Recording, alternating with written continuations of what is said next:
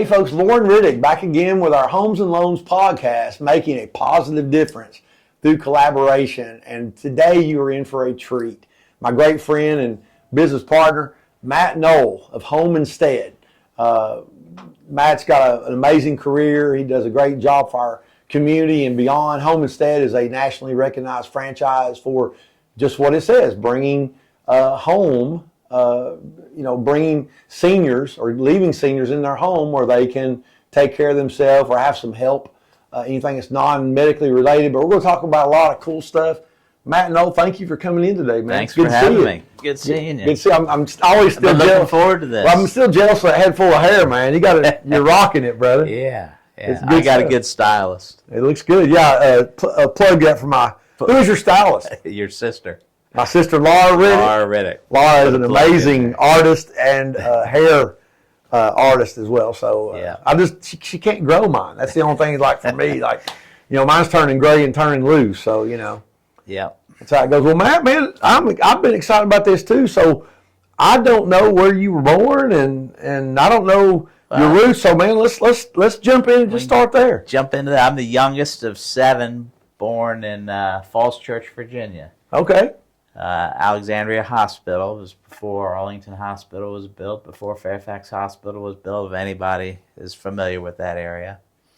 And my dad was a pharmacist, had his own several different pharmacies he owned over the years, and then ended up going to work at a couple of the hospitals and the pharmacy at the hospital. Now, let me ask you a question. If I remember right, there used to be pharmacy up here in Maryville, and it actually had like a pharmacy, but they had a fountain machine. Oh, yeah. Was it old school like that? Old school like that. Yeah. Talk about how that ran, because I think that's a lost art. Walgreens doesn't have that anymore. No. So I was the youngest of 7, and so he was winding down those operations when I was a kid. So I don't remember much about. I remember his pharmacy's getting robbed. Like they cut a hole in the ceiling and climbed in. Oh my gosh! And he used to drive this little Simca car that had a mortar and pestle on the top, and somebody threw a rock through that one time. So I imagine he might have gotten a little bit discouraged and decided it was easier to work for somebody at some point. Yeah. So, but they had the old school fountain machines and everything on it? Yep, like the old People's Drugstore used to have. And were they mix the medicine there at the... back then, this was back in the 60s, so it was a little bit different than it is now. Actually, one of the first jobs I got was working in the hospital pharmacy. While I was in high school, we'd go in the afternoon, and the pharmacist would fill all the scripts, and they'd put them in a cart, and then we'd take the cart and push it around and deliver it to the different nurse stations. Okay. But well, now being the youngest of 7, you're older. You were the youngest, so the oldest. How much of a gap? 10-year difference. So mom and dad were busy. Yeah, mom was busy. Yeah. And so she worked part-time at a gift store, and she she was a nutritionalist, so she worked at the school system for a while doing school lunches, and then got out of that and did a little part-time stuff, then got into real estate. Okay. And had a very successful career in real estate. 40 years, top producer. Oh, wow. And it was kind of all the culmination. One thing, when she got out, it was 4 or 5 years after my dad passed away, and they all aged together. Her broker, wanted to retire. He sold his brokerage. She didn't want to go to the new owner, so she tried working from home, and I think that lack of support. Right.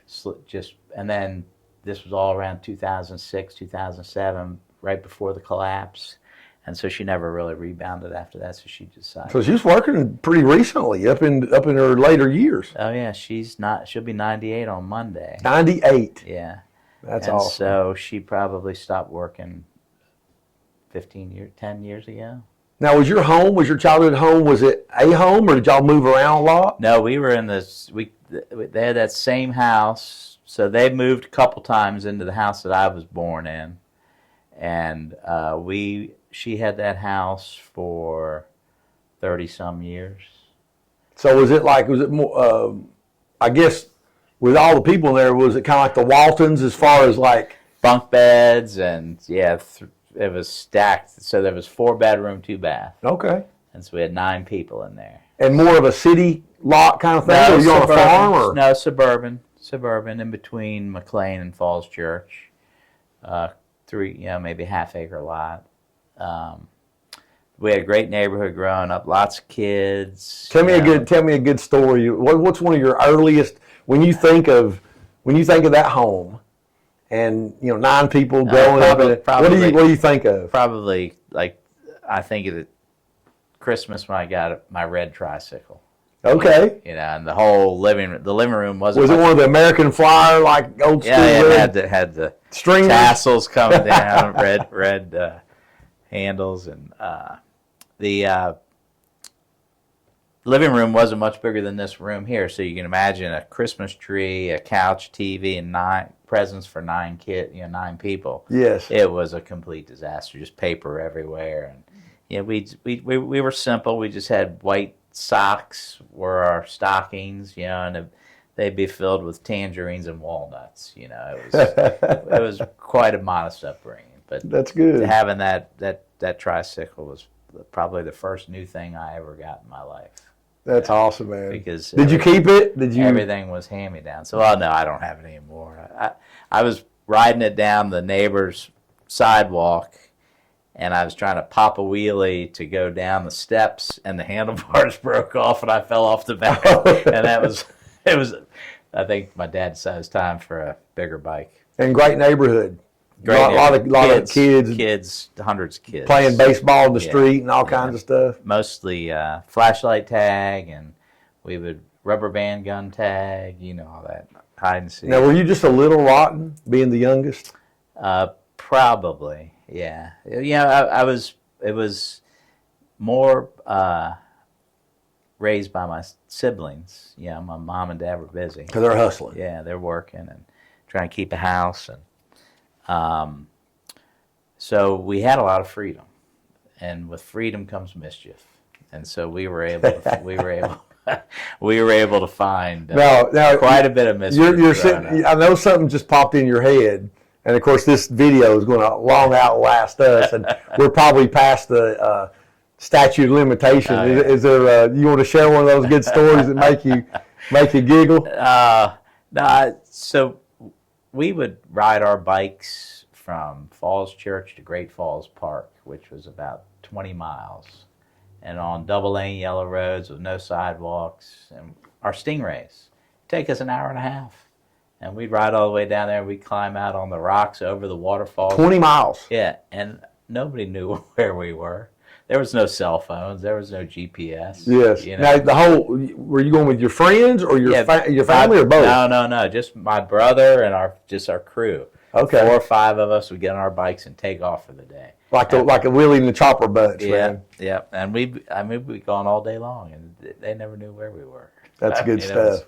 It's amazing. I got through it all. Now, do you? I know you said your brothers and sisters, older brothers and sisters, kind of helped raise you. Did you have any aunts or uncles or grandparents nearby? So my grandmother had a farm in Fairfax, 120-acre dairy farm, and we'd go out there, help with the summers, and she'd come in if they were going out of town or something. But mostly, there was only a couple times I remember we didn't all go together wherever we were going. Like my grandfather. My dad's father died when I was 6, and they decided I was too young to go to the funeral. So my mom's mother came out and took care of me at the house. Then there was another trip. This is classic. I got up and the house was empty, and we were all supposed to be going on vacation somewhere. I don't remember all the details, but all I know is I ran across the street in my pajamas to my neighbor's house, and it was Christmas time. And I said, they forgot me. Home Alone for real. And they said, I'm sure they didn't forget you. They probably just went to church. And I said, there's nobody in the house. And they're like, well, come on in. And so they brought me in, got me situated, I'm sitting there playing with a train. About an hour later, the family comes back from church. My sister was in the house, but she was under all the blankets. I never saw her. Okay. She was, yeah, that's. Now, do you remember, now, you with your grandmother, the one that had the dairy farm, Mm-hmm. do you remember any words of wisdom or something that she said to you that you carry to this day? You know, more. She was pretty strict and didn't take any nonsense. You know, and so You weren't pranking her too much. no, and I probably get a little bit of that no nonsense from her. You know, that's all business when you're running a dairy production like Right. that. And she, like I had, so I've got two brothers, and one's just a year and a half older than me. So we're, about the same. But another brother 3 years older, and then we had 4 cousins that were all older, and those guys were all out at the farm all the time, and they were just, trouble. Yeah. Trouble, especially John, my cousin John. Yeah. Who I still talk to, quite regularly. But a lot of mischief. So you went to high school. You went to we all grade went school. Everybody went the same. We all went to the same Catholic school for grade school. Okay. Altar boy stuff. Yeah. Okay. Okay. Altar boy at my sister's wedding. That was about it. And then And what was the name of your high school? Well, so O'Connell was the Catholic high school. When it got for me to go to high school, I was like, you got to get me out of this Catholic stuff. I'll go to McLean. That's where all my friends are going. Save you a lot of money. You won't have to buy me uniforms. Yeah. Let's just go. Okay. So I worked the magic somehow. So you were the only one. Yeah, well, my brother transferred from O'Connell to McLean. So he went in as a junior, and I went in as a freshman. And McLean was, McLean had what we called work release. So if you got a job, if you were a junior or a senior, if you got a job, you could get credit for working. And so junior year, I got a job working for a bricklayer. And we'd go out and hump brick and block up onto the scaffolding and mix the mortar and started learning, about construction and home remodel, home building and that type of stuff. And then did that for about a year and a half. It was, one of the guys that I went to high school with, his dad had a business. And then I had another friend that was working for a tow truck guy, and they got in a real bad accident, almost killed him. But they needed help to keep the business going, so I went and applied and learned how to do that. I did that part-time for... Driving a truck and recovering one. Yeah. Okay. Yep, towing cars and towing tractor trailers and buses and stuff like that. And then I went and enlisted in the Air Force. But because of some of that mischief that I had done as a kid, it caught up to me. And I was on the bus. I was getting ready to get on the bus to go up and have my head shaved and be taken in. And I didn't have a driver's license. And they said, well, why don't you have a driver's license? I said, well, I got in some trouble. It's been suspended. Oh, well, you need to try the Marines, son. If you've been in trouble, we don't want you. Now, it's a lot different now. I think they take people... If you fog a mirror, come on.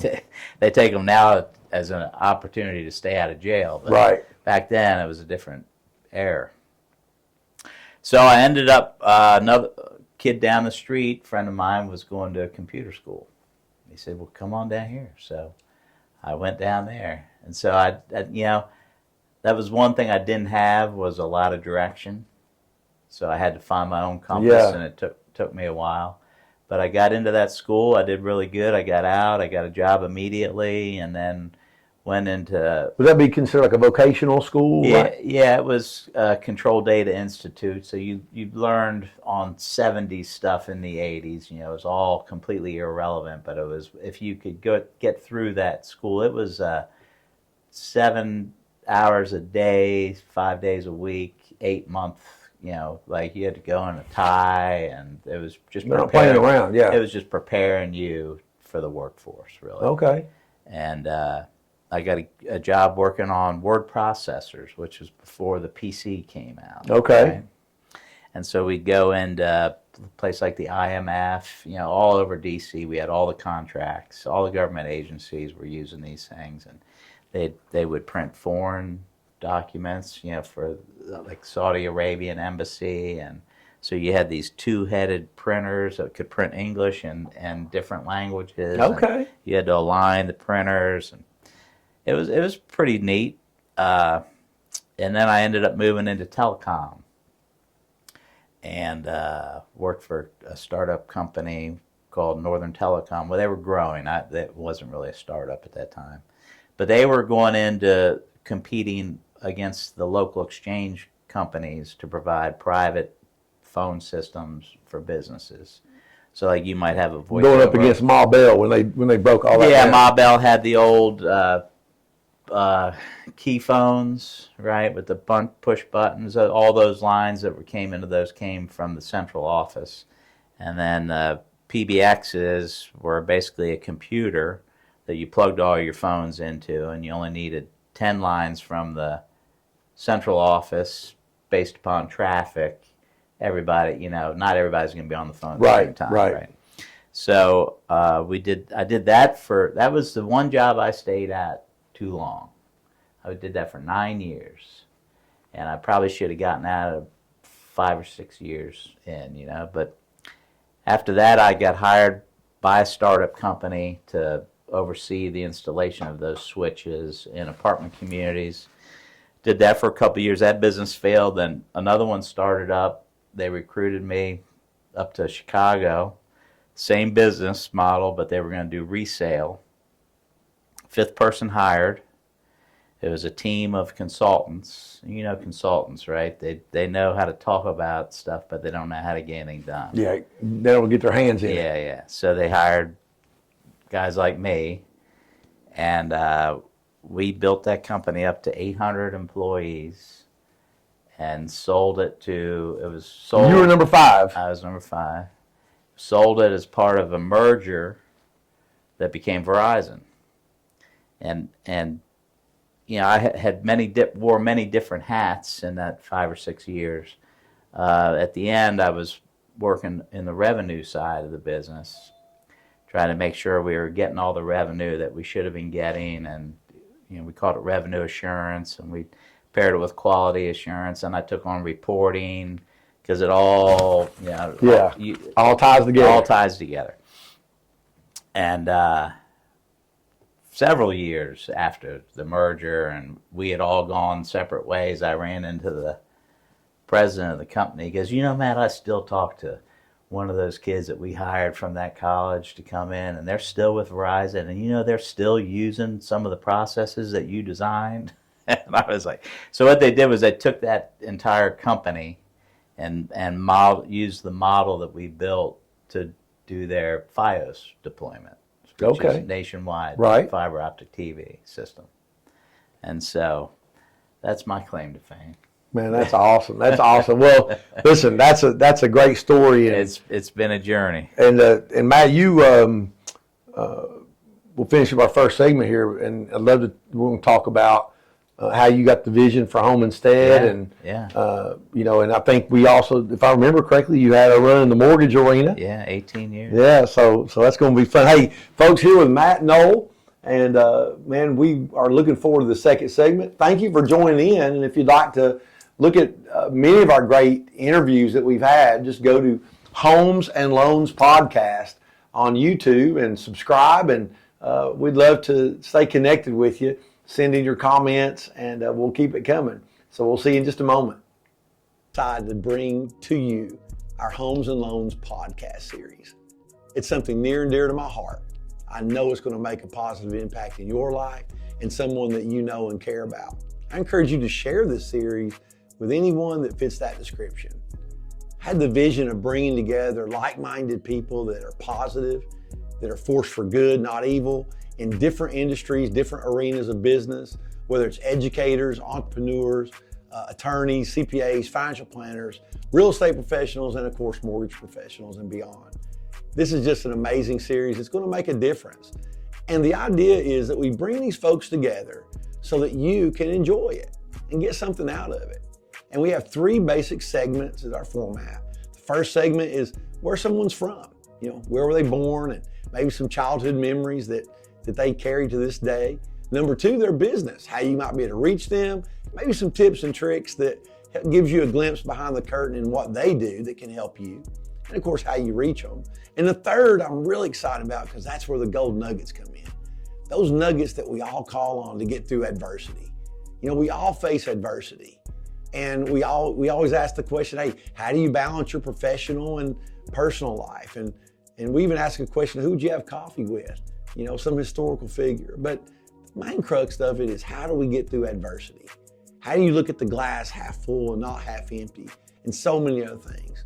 So we encourage you to share this. You can go to Homes&LoansPodcast.com. And that's A-N-D spelled out. Homes&LoansPodcast.com. And you can see the whole series. Man, we hope you enjoy it. Share this with someone you care about. All right, folks, back with Matt Noll and our Homes and Loans podcast. Man, we had a good time talking about the upbringing. Old memories. You guys riding 20 miles to the rock quarry and swimming and having a good time. And yeah. Appreciate you sharing that with us, bud. Yeah. Let's talk about, I'd like to know, the transition of you were in the telecom, and how did you get into the mortgage? I definitely want to get into the home instead. We were talking before the podcast, failures are part of success, right? And so, not everything was easy. So I got out, we sold that business. We were offered an opportunity to relocate to New Jersey, and I had real estate in Northern Virginia, and I bought a farm, and I wasn't leaving, so. So you picked up some of that savviness from mom and dad. Yeah. So I saw what my uncle was able to do buying my grandmother's farm. And, right.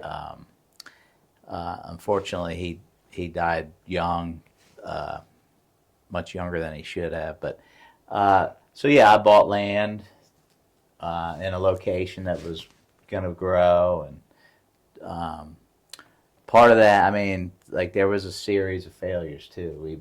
I invested in a guy that had this coal scrubbing equipment to remove all the toxins from coal burning power plants. So all EPA approved. It was the design was to get the EPA to pay for the construction of it by EPA emission credits. Right? Everything was set up and ready to go, and then 9/11 happened, and we were trying to do a project down on the border and use coal emission EPA credits to finance the construction of a scrubber on a power plant in Mexico, whose emissions the trade winds carried right over into Big Bend National Park, and it rendered the Hubble telescope down there useless because of the smog. Everybody was aligned, and then the last person that we needed approval from was the EPA to get from the Treasury to fund it. And they said, since 9/11, we're not funding any more projects on the border. And so the guy that had the technology was kind of what we called up around DC was a beltway bandit, and they would just run around from project to project to project and get a little slippery. Get grants to study stuff. Never do, like I said, the consultants, they never really do anything. They just study stuff, or they tell you how to do it, but they don't get right. And this was a similar situation. I saw it pretty quick, but I spent about a year living in Mexico setting up a corporation. Wow. So I got some. Can you habla a little bit? I can habla español a little bit, yeah. All right. Un poquito. Okay. But that job didn't pay, It was all self-funded. And then I got into the mortgage business. I had a couple friends that were in it, and I needed to do something to make some money, and I just got back to the United States, and so I started doing the mortgage business, had some success. What year was this when you started? 2004. Okay.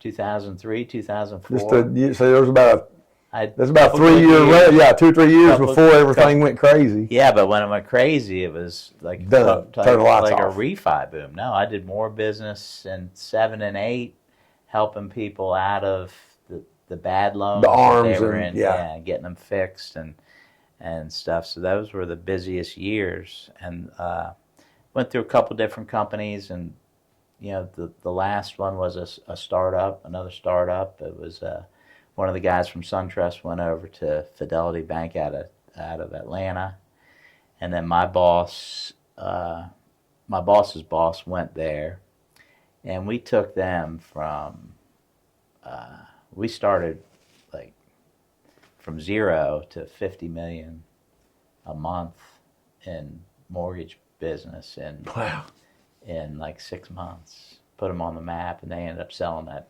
bank. And that's when, and then during that time, I had worked out a deal to sell my real estate, my farm, to a developer. Had,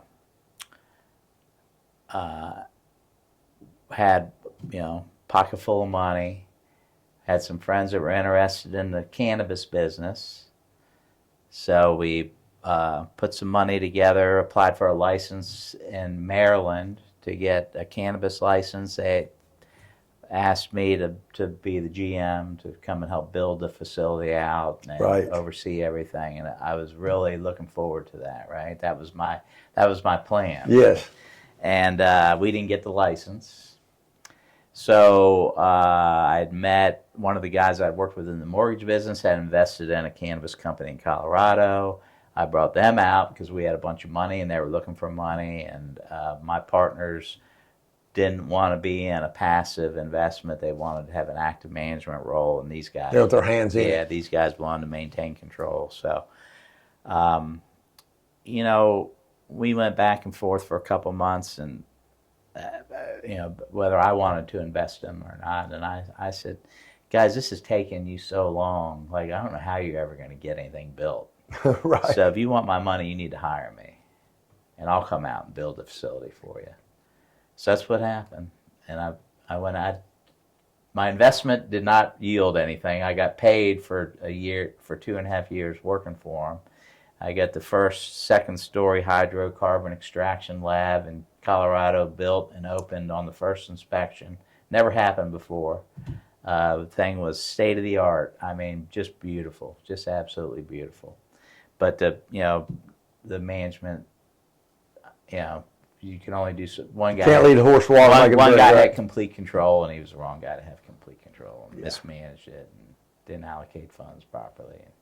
He managed the business based upon the balance in the bank account, not on AR, and didn't really have any business being in control. Yeah. So that failed, right? Another failure.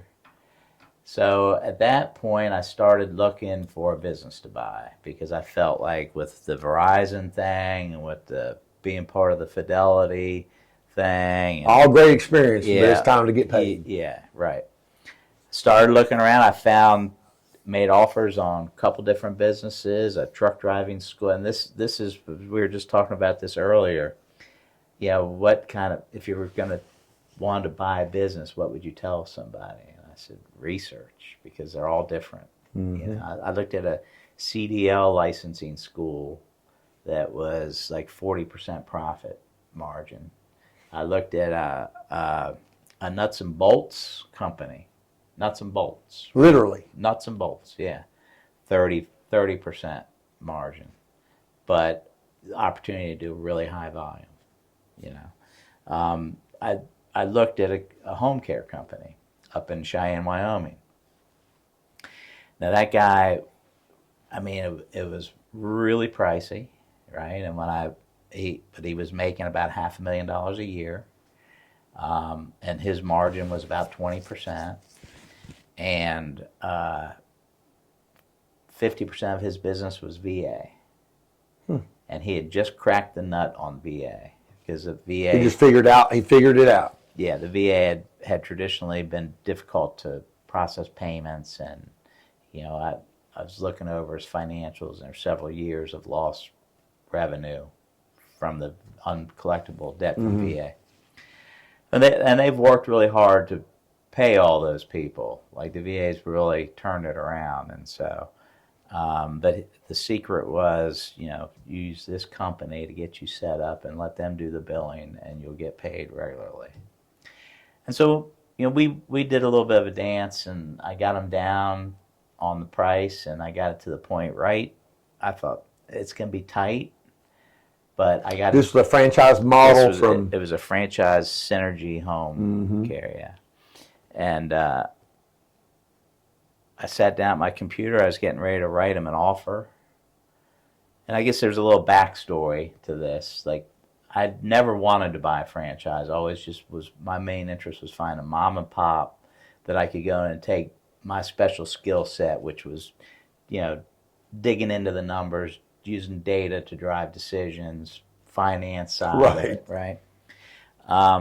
You've seen it done the wrong way enough to where you knew what not to do, but also follow your heart and passion of what you've been talented with. But part of the reason why I looked at this home care was my family had gone through keeping my dad at home for 10 years with Alzheimer's. And at the end, my mom was in a pretty bad spot financially. We had to really do some finagling to get her taken care of, and we can go more into that later. But that's what led me to even look at that business, because when I was doing financing, I had financed one of these franchises for somebody, or done a loan for somebody that had one of the franchises, and I thought about, that'd be a rewarding type of, job, company to run. So I sit down at my computer on a Saturday morning. I've just made the hard decision that I'm going to go for it. I'm going to buy this business. In Cheyenne, Wyoming. I didn't want to live in Cheyenne, so I was going to have to commute 45 minutes from Fort Collins.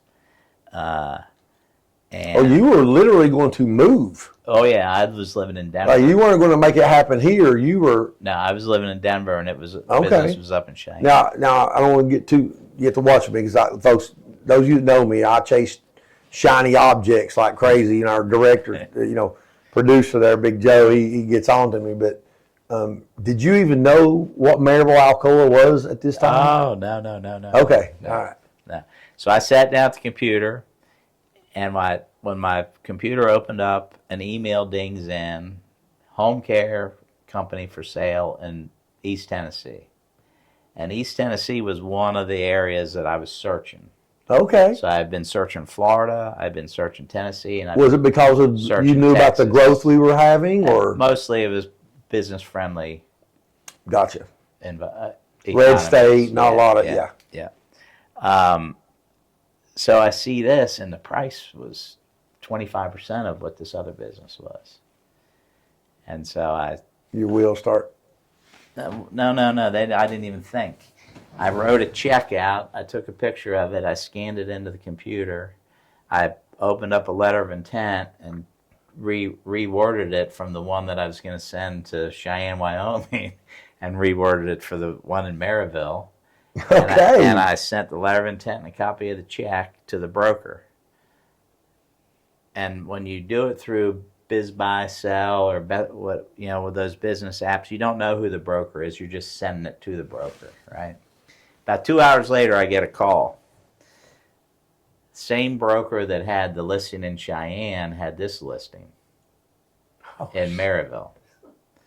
He calls me up, Matt. What are you doing? East Tennessee? I thought you were buying Cheyenne.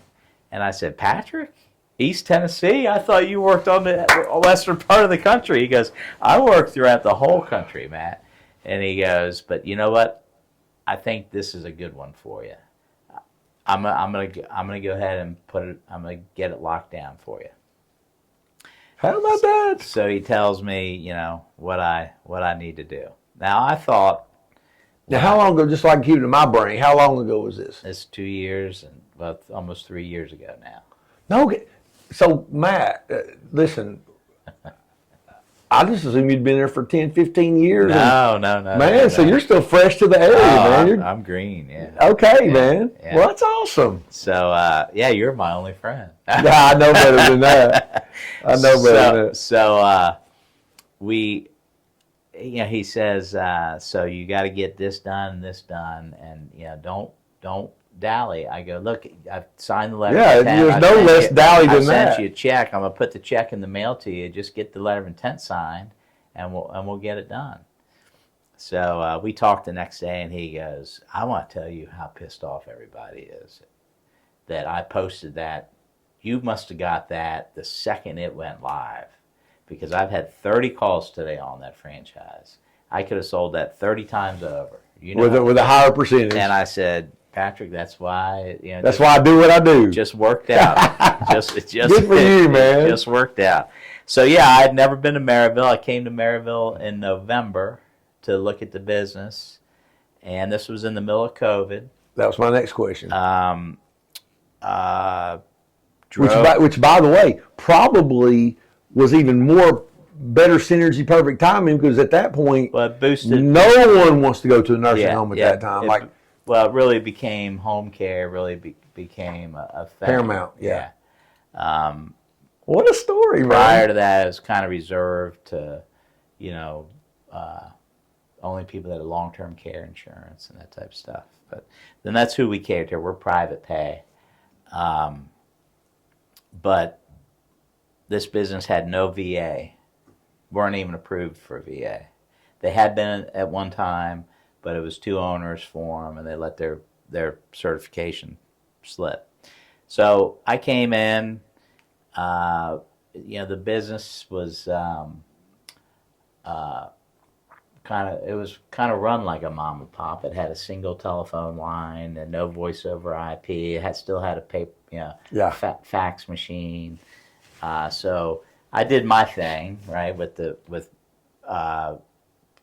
2 monitors on every desk, phones on every desk.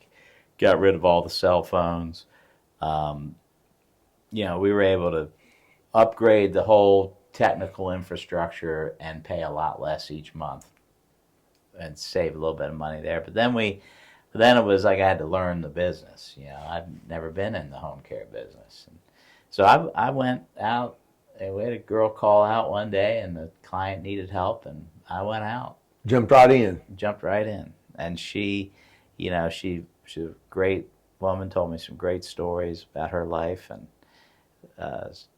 it's just a terrible disease her husband had, Alzheimer's. So just so we can keep everybody engaged with us. Yeah. So your business in a nutshell. No, you're doing awesome. I'm sitting there like this. I had no idea. But how did you? I guess 2 things for me. Number one, we definitely want to set the table. So anything that's non-medical, pretty much companionship, cleaning, cooking, hygiene. Yeah, they might call it homemaker services. Okay. But we'll take, we can do, we can't put your medicine in your mouth, but we can prep your medicine for you. Lay it out.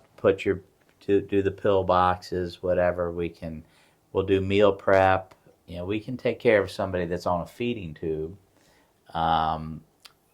bed bound. So we can get in there and take care of the nitty gritty stuff, but that's not the majority of our clients. The majority of our clients are just getting to the point where they've fallen, they're recovering, they're getting unsteady on their feet, they want somebody around, be it to help them transfer, be it companion care, maybe they've lost their spouse, they're in the house alone, they need somebody in a couple hours. We do 4-hour shifts, 3 hours, 3 times a week is a minimum, just to get in, get eyes on them, and then we can help them not only have some of that stability and comfort, but we also can put the care plan. We'll introduce them to other services that are available to them. In-home medical care.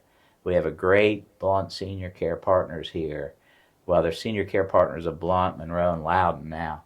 But the doctor comes to the house, and they'll put a schedule together where they'll have a nurse or a attendee come in once a month and meet with them. Okay. And so we really push that. There's so many services in Blount County for the aging population. The Blount Department of Aging is just they're a world-class organization. Great they resource. Really are. Let me ask you this: when did you you said something to me that just spurred a thought. Obviously, business. You were very careful, and you found a great business. Obviously, I know these numbers. There's 62. I think there's 10 to 12,000 seniors turning 62 every day. Yeah. Baby boomers are demographic. So obviously your numbers are great. When did you realize that it was paying you more than just money?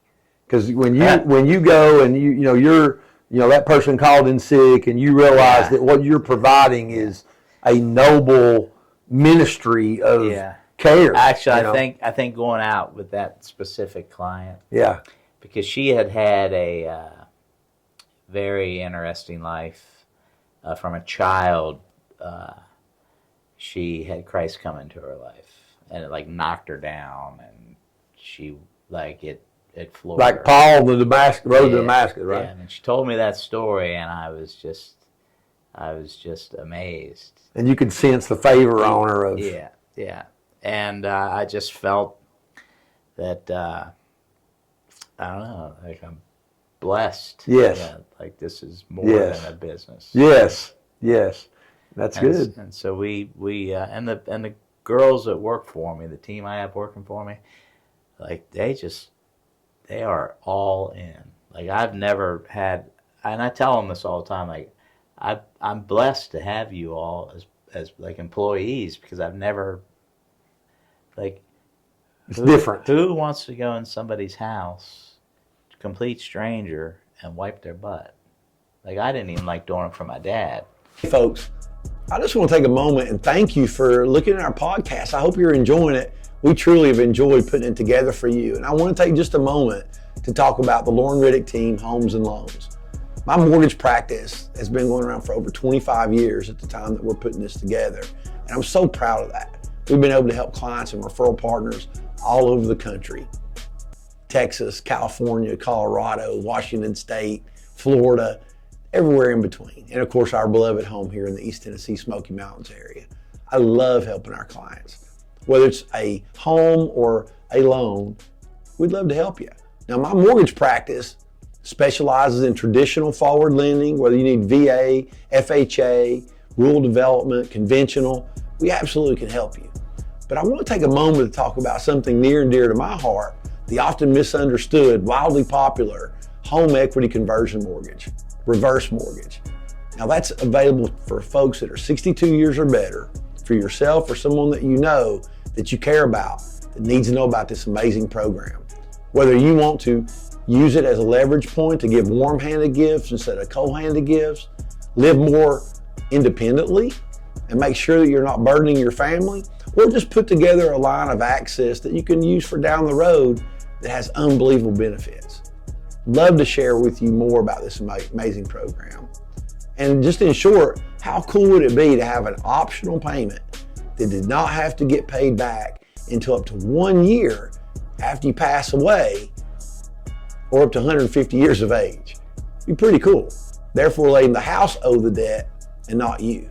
It's been over 1 million facilitated since Ronald Reagan got behind in the late 80s, including my beloved parents, Jim and Edna Riddick. Hey, if you want to know more, go to reversewisdom.com. That's reversewisdom.com. There's a lot of good information. Or just reach out. We'd love to share more about this amazing program or some of our more traditional mortgage products, or of course, real estate as well, through my lovely wife, Missy. And folks, back again, Lauren Riddick with our Homes and Loans podcast, making a positive difference through collaboration. And man, Matt, this has been awesome, man. We're already cool, but I'm loving your story. Yeah. Well, I'm loving your story, man. So listen, the third segment, man, is about getting through adversity, right? And I've heard so many good stuff. I've referenced my good friend Rodney Murphy. I asked him this question. He said, well, you know what? If we're still here, we're 100% undefeated. That means every single thing we've ever dealt with, we're undefeated, right? Yeah.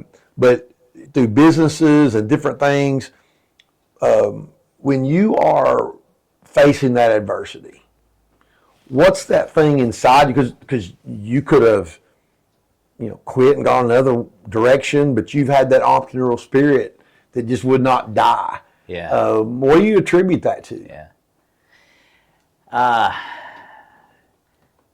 So when I got in with the guys on that last telecom gig, my president of the company, I was pretty rough around the edges, right? I'd walk into a meeting, if it wasn't going the way I wanted, I'd start cussing and throwing Speak your things. mind. Yeah. And he pulled me aside and he said, maybe, have you ever heard of Stephen Covey? 7 Habits of Highly Effective People? No. Well, maybe you ought to study that. And I say study it because it's a lifetime Right. of practice. It's not something you just read and you become, you have these habits, right? So you have to develop them. But empathy is probably the number one thing. Being able to put yourself in somebody else's shoes to see where they're coming from when they're coming at you. Okay. Right? And then that keeps you from reacting the wrong way, or at least makes you think before you react. You know what that reminds me, I'll interrupt you, that reminds me of something very similarly. Somebody's coming at you, if you just stand there or you come, it's not about that. It's, come dance with me. Almost a martial art kind of, you understand where they're coming from. It's not a punch, but it's, hey, come dance with me. Divert the energy. Yes. Yeah. And I'm a firm believer that we are the result of every experience we've had, and constantly, one of the things I preach to the people that work for me is, at the end of the day, reflect on how you did. Think about it. Don't just go on home and, could you have handled a situation differently, better? It's the only way you get better is by being able to recalibrate constantly. And that's what life is, right? It's a constant calibration. Okay. So you had stuff coming at you, you kept wanting to have your entrepreneurial vision and follow that, I've faced diversity. You don't even know. We just touched the surface. You just gave the G version. Yeah, no, but it's all good. But me and my partner in 2004 invested in 2 lots down the Virgin Islands. $500,000 or $750,000, and we'd gotten all the loans approved to build these. They were going to be rental properties, 4 villas, hold up to 10 couples. We could just rent one. Numbers look phenomenal. Yeah. And then 2008 happened, and so we put them under contract in 5. The developer didn't have them ready to go to closing until 7, almost Lehman Brothers time. They gave it, and I was like, something's not right. Maybe we should just buy one. And my partner was my neighbor, old Italian guy. We bought them. He's like, no, just go buy. No, I got money. I know where we can get money. Well, nobody had money. Right, we couldn't get any money. So or if they did that day, they did the next day. Then we're paying this $10,000 a month note, and it's not sustainable for something that's not generating income. I mean, I couldn't earn my way out of it, right? Yeah. So when I ran out of savings, I said, I can't pay anymore. Yeah. And he tried it, and then he realized he couldn't do it. So we ended up having to negotiate a settlement with the bank. I got it all the way done. He went down and signed the papers and had a heart attack and died. Oh. And it took me 4 more years to unwind it because I had to then deal with his family. Yeah. So a lot of failures. So when you have that, what is it that you call on to push through? Yeah. What is that? It's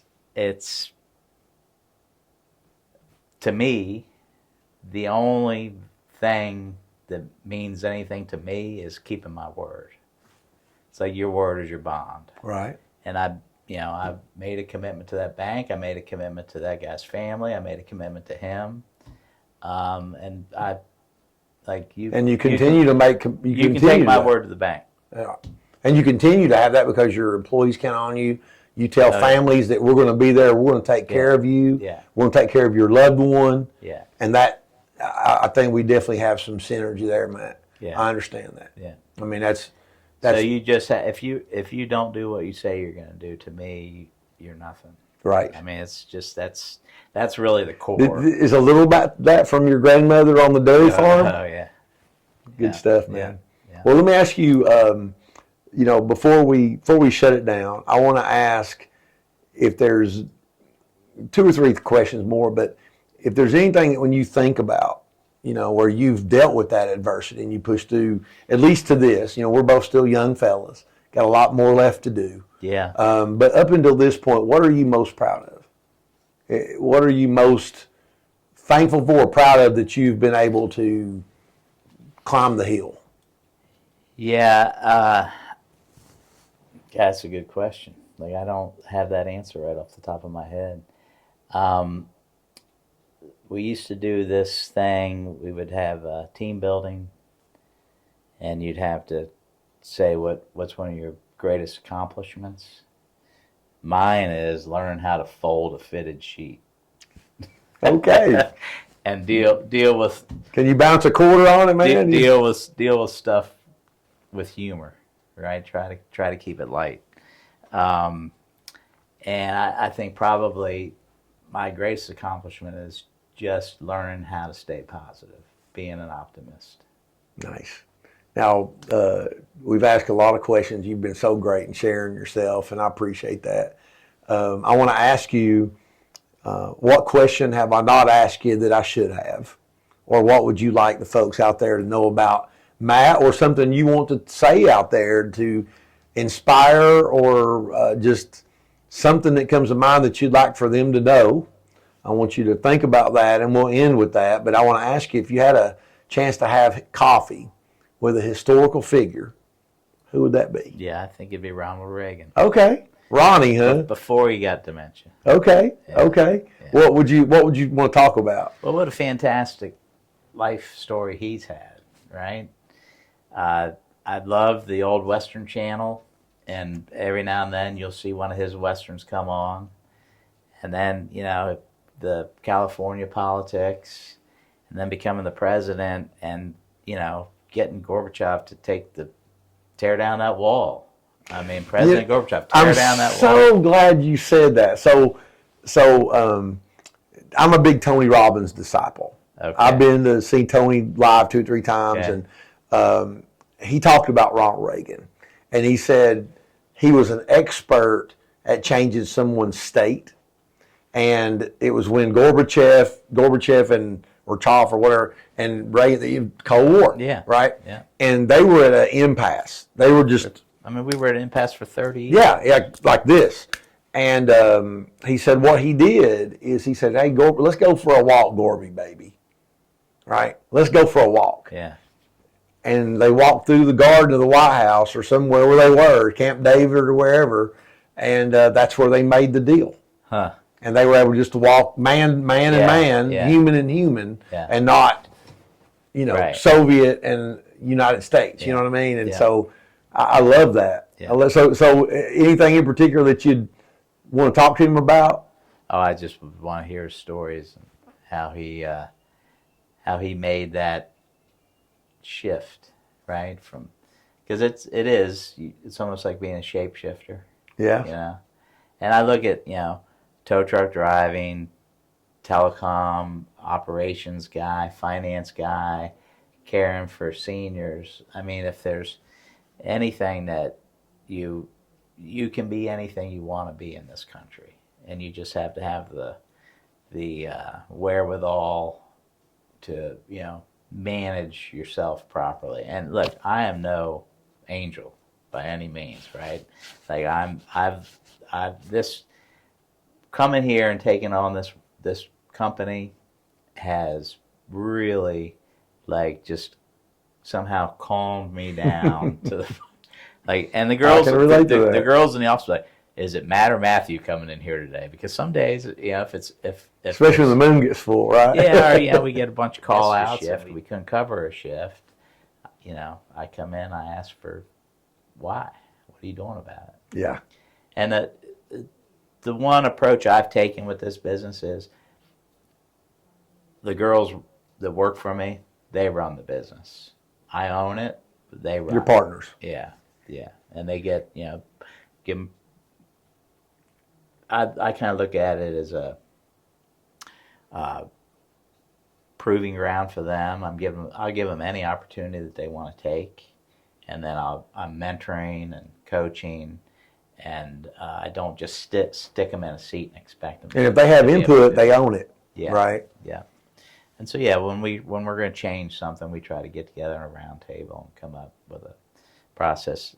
They're part of it. They got to be part of the solution. Well, before we got going, final thing I'll say is just, I want part of my heart and passion for doing this podcast series is giving back. Yeah. And the thing it's great. I love it too, Matt. I do, and the feedback that we got is really good. I feel good about it. Mm-hmm. It's inspiring, and there's been so many great stories. And man, you've shared a lot of great stuff today. And this video will long outlast us. Yeah. Right? It will. This might be my only legacy. Yeah, I know better than that. But why don't you take just a moment from the heart and maybe look out there and what would you like to, somebody that's watching, they may be watching this soon or it may be many years. These things are timeless. What would you tell them? I would just say,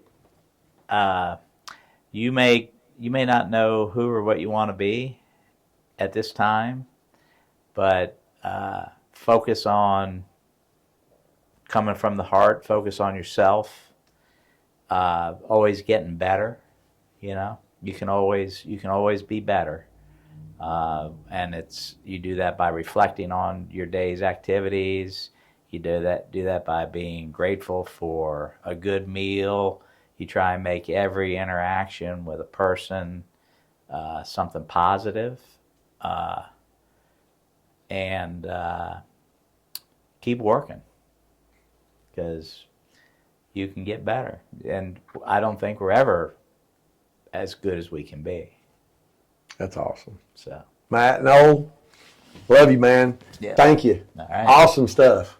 Guys, hey, Matt and Noll, Home Instead, I highly endorse them. They do a great job, and I should ask you for a little bit of a plug. Your mom... well, we can talk that. Mom had a reverse, and so I offer some good financing for them too. So. Part of the paradigm shift for me was when my mother called me up and asked me to help her make a couple of mortgage payments, and I said, "Oh, wait, you're still young. You're 85. It's not $10,000 a month, but it adds up."